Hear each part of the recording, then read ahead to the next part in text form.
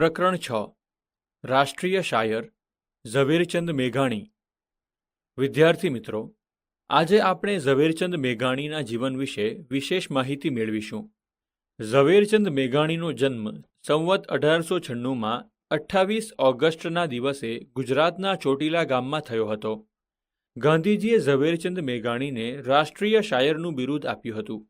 તેઓ લેખક, કવિ, લોકસાહિત્યકાર તરીકે જાણીતા હતા, જેમાં એમણે સૌરાષ્ટ્રની રસધાર એક, સિંધુડો, સોરઠ તારા વહેતા પાણી, વેવિશાળ, દાદાજીની વાતો, વેણીના ફૂલ, પ્રભુ પધાર્યા, રા ગંગાજળીઓ, કુરબાનીની કથાઓ વગેરે પ્રખ્યાત છે।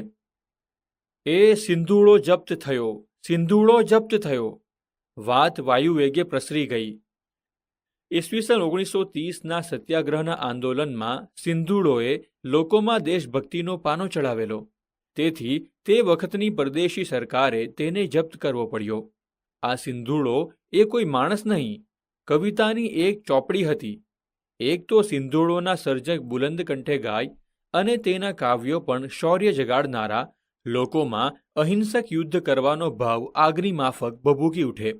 પછી તો તે સર્જક પર રાજદ્રોહનો આરોપ મૂકીને પકડવામાં આવ્યા। લોકોના ટોળે ટોળા ધંધુકાની અદાલતમાં અને બહાર ઉભરાયા।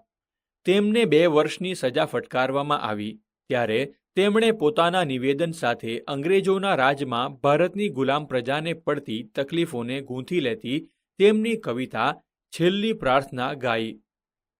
હજારો વર્ષની જૂની અમારી વેદનાઓ, કલેજા ચીરતી કંપાવતી અંભય કથાઓ, મરેલાના રુધિરને જીવતાના આંસુડાઓ, સમર્પણ એ સહુ તારે કદમ પ્યારા પ્રભુઓ। આ પંક્તિઓએ ન્યાયાધીશની આંખોને પણ આંસુથી છલકાવી દીધી। આ સર્જક એટલે આપણા ઝવેરચંદ મેઘાણી। 28 ઓગસ્ટ 1896ના રોજ ચોટીલામાં એમનો જન્મ। એમના માતાનું નામ ધોળીબાઈ હતું। તેમના પિતા કાળીદાસ પોલીસ જમાદાર હતા।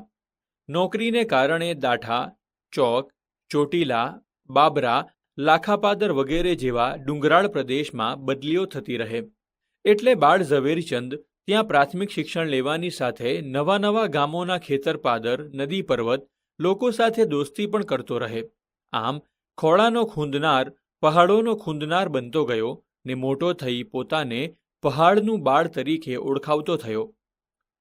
રજા પડતા જ લાખાપાદર થાણું, તેની ઊંચી ભેખડ પર એ ઊભેલો વસમો વોંકણો, તે ચમનીઓ અને બીજી તરફ જરાક ખસીને છુપાઈ જાણે ઘૂમટો કાઢીને વહેતી ગોમુખી ગંગા ગાય વાછરૂને ખેંચે તેમ ઝવેરચંદને ખેંચતા।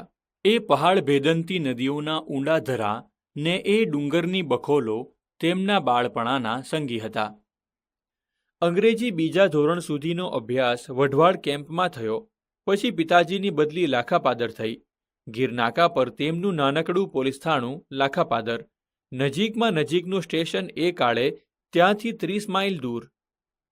દરમિયાન ઝવેરચંદ બગસરાની મિડલ સ્કૂલમાં ભણ્યા। બગસરામાં નાનપણથી જ ઝવેરચંદે આકર્ષણ જમાવ્યું। શાળામાં નંબર તો પહેલો જ હોય। આમ તો શરમાળ અને ઓછા બોલો આ કિશોર, પણ પ્રાર્થના એ જ ગવડાવે। જૈનોની પાઠશાળામાં સત્વનો ગાવાની એને રઢ। એકવાર ત્યાં ધર્મગુરુ પાસે કોઈ મારવાડી શેઠ આવેલા। તેમની પાસે વિદ્યાર્થી સંઘે કવિતા ગાઈ। 12 વર્ષના કિશોર મેઘાણીની એ પ્રથમ પદ્ય રચના। નેધર વંશા સપૂત વેલાજી તણા છે, ચિમનાજી નામે સુવિખ્યાત ગણાય। ધન્ય માતા તારી જણિયા કર્ણાવતારી, જુગ જુગ જીવો દાનવીર પ્રાર્થના એક મારી। ચિમનાજી પાસેથી છોકરાઓ શાળા માટે 25 રૂપિયા ઇનામ પણ લઈ આવ્યા।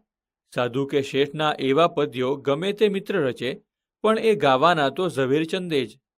આમ કાવ્યો રચવાનો શોખ વધતો જતો હતો। મિડલ સ્કૂલ બાદ અમરેલીની હાઈસ્કૂલમાં ભણવાની વ્યવસ્થા થઈ। અમરેલી બગસરાથી 33 કિમી દૂર। હાઈસ્કૂલના શિક્ષણ માટે ઝવેરચંદને કોઈક સગાને ત્યાં મૂકેલ। હાઈસ્કૂલમાં ભણતા કલાપીના કાવ્યોનો પરિચય થયો।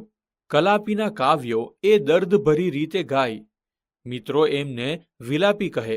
પછી તો પોતે જ વિલાપી ઉપનામ સ્વીકારી લીધું। મેટ્રિક પાસ કરીને ઈસવીસન 1913માં ભાવનગર કોલેજમાં પ્રવેશ લીધો। કોલેજમાં પોતાના પોશાકથી જુદા તરી આવતા આ વિદ્યાર્થી ઝવેરચંદ તરફ સહુનું ધ્યાન ખેંચાતું.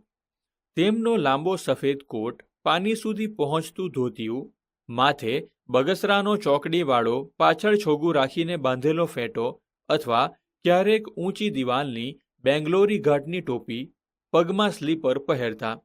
બેઠી દડીનું શરીર, ભીનો વાન, ટચાક જેવી મોટી ઊંડું ઊંડું નિહાળતી કોઈ ગંભીર વિચાર કરતી આંખો, ગૂંછણિયાળા વાળ અને મર્દાનગીથી ચાલવાની છટા પણ આકર્ષક હતી. પણ સ્વભાવ શરમાળ, જવલ્લે જ બોલે. જોત જોતામાં જનક રાજા નામ પડી ગયું.